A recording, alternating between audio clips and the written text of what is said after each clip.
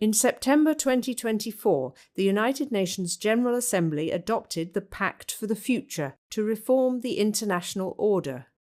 The Pact sets out how we can adapt international cooperation to better address the realities of today and the challenges of tomorrow, so that we can deliver a fairer, more sustainable future for all of humanity. Improving international peace and security is one of the key areas addressed in the Pact.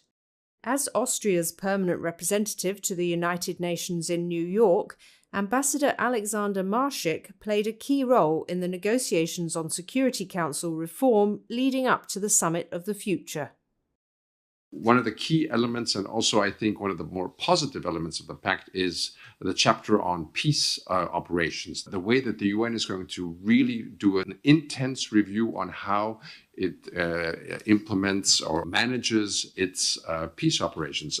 Such an essential contribution by the UN. We still have about 50,000 peacekeepers in the field. Even if there used to be a lot more. And it's one of the areas where we see the UN in action every day, and we see them now, for example, in Lebanon, including Austrians who are there. Ambassador Marschik says there's going to be a modern approach to peace operations to better tailor responses to existing challenges and new realities.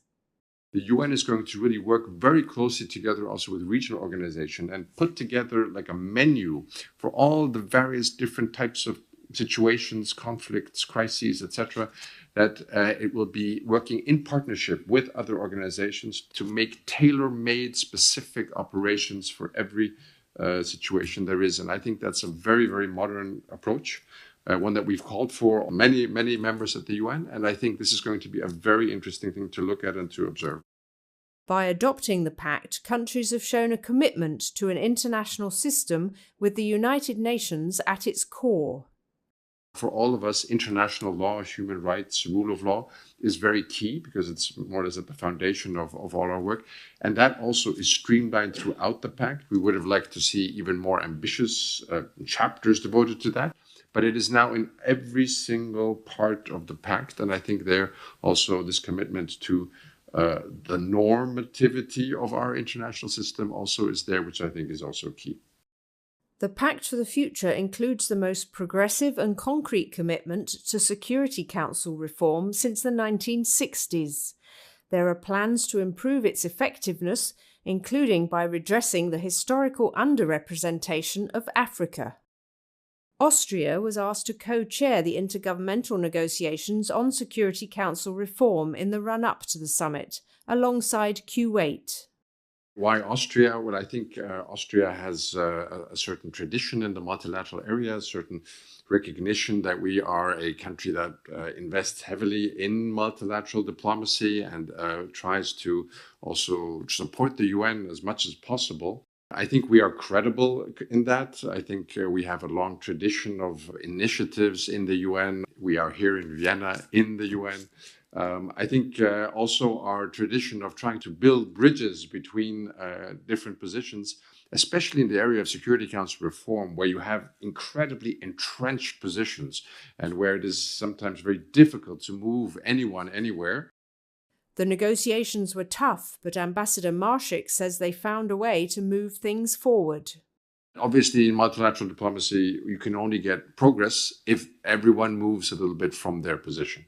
And I think there was a certain confidence that Austria has a possibility of speaking and listening to everyone. We spent a lot of time listening and also trying to nudge colleagues into becoming a little bit flexible.